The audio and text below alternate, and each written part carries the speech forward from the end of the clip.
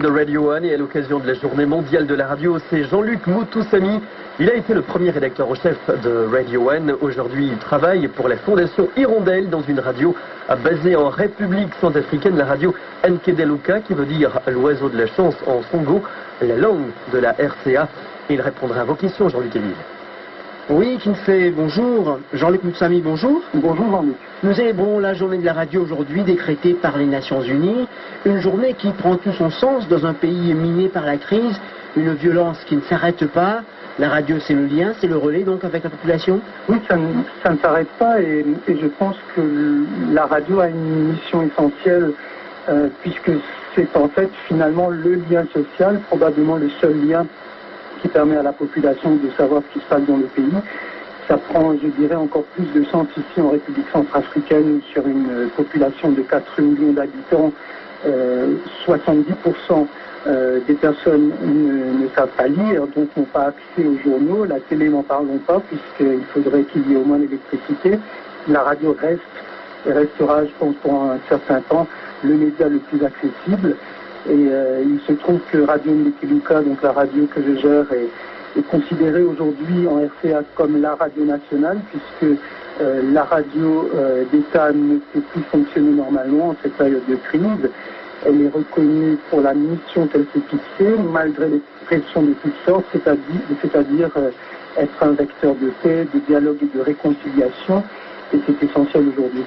Vous parlez donc vecteur de paix, de dialogue et de réconciliation. Est-ce qu'on peut dire que la radio a aussi un rôle de médiateur dans cette crise ? Je dirais que ça dépend aussi de la ligne éditoriale des radios.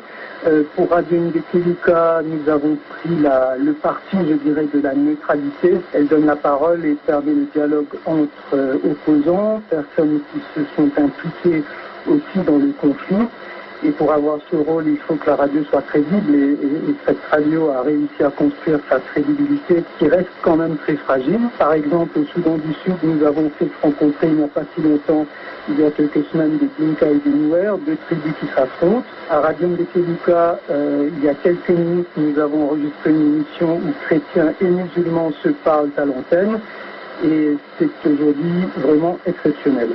Et jusqu'où, justement, dans un pays en crise, une radio peut jouer son rôle d'informer? Est-ce qu'on peut tout dire? Je vous parlerai encore de notre ligne éditoriale et je ne peux pas généraliser. Nous disons les faits et nous faisons en sorte, et c'est aussi un peu notre mot d'ordre aussi à la radio, de le faire de manière responsable et surtout respectueuse des gens, responsable parce que ce que nous disons peut provoquer des représailles, et respectueuse parce que nous décrivons souvent des situations extrêmes et quand il s'agit de cadavres par exemple, nous ne disons pas comment ils sont découpés puisque c'est ce qui se passe dans la réalité et nous estimons que tous ces morts ont non seulement un nom mais aussi des familles, donc il faut être extrêmement respectueux.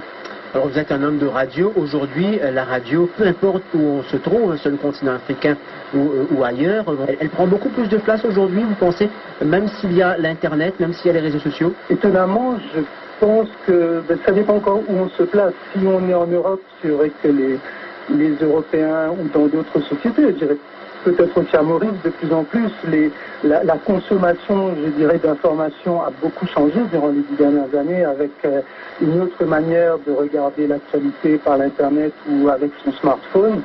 Mais il reste encore sur le continent africain ou d'autres lieux dans le monde où la radio reste le seul élément, le petit poste avec les piles que les gens trouvent. Ça reste un média du présent. Ici, les développements se font d'une manière très lente. Les investisseurs hésitent à mettre le paquet dans tout ce qui concerne les nouvelles technologies, puisque une antenne, par exemple, peut être pillée du jour au lendemain. Donc la radio, je dirais, traditionnelle, c'est ce vieux média, même on peut l'appeler ainsi, quand on a l'habitude des smartphones ou de l'Internet tous les jours. Ce vieux média est toujours un média du présent et c'est un média qui sauve des vies aujourd'hui. Est-ce que vous avez peur pour l'avenir de la radio face à la place qu'occupent aujourd'hui les réseaux sociaux? Moi, je pense que les radios doivent aussi s'adapter à la réalité de ces changements. Il faut savoir se réinventer des contenus, être plus proche d'un auditoire qui est très pressé. Mais je n'ai franchement pas peur. Je crois que ce média a encore un bel avenir devant lui. Il y a énormément de gens très talentueux que je rencontre ici et ailleurs qui vont faire vivre la radio encore longtemps. C'est ce lien, moi, que je trouve très impressionnant entre un peuple et un poste de radio, des gens j'ai vu des gens dormir avec leur radio pour écouter ce qu'elle dit. C'est pour moi quelque chose qui n'est pas prêt de s'arrêter. Et l'aventure continue pour vous, sur un plan plus personnel, donc avec la radio? Oui, moi je ne sais pas où la radio m'appellera encore, donc moi je suis un peu la voix de la radio, je dirais. En très peu de temps, je me suis retrouvé sur plusieurs terrains assez difficiles et quand je prends un peu de distance le soir et que je repense à mes journées, je me demande comment j'ai pu voir certaines choses ou vivre certaines choses. Mais donc moi, la radio, c'est ma meilleure amie, le métier qui m'accompagne. Donc oui, tant qu'elle voudra de moi, je la suivrai là où elle m'appelle. En tout cas, vous avez encore de belles choses à réaliser en radio. Merci beaucoup, Jean-Luc, de prendre la peine de répondre à nos questions. Merci. Bonne fête à tous ceux qui font de la radio à Maurice. Merci beaucoup. Bonne fête à vous aussi. Bonne fête à vous, Kingsley, à toute l'équipe du Wake Up Show. Merci bien.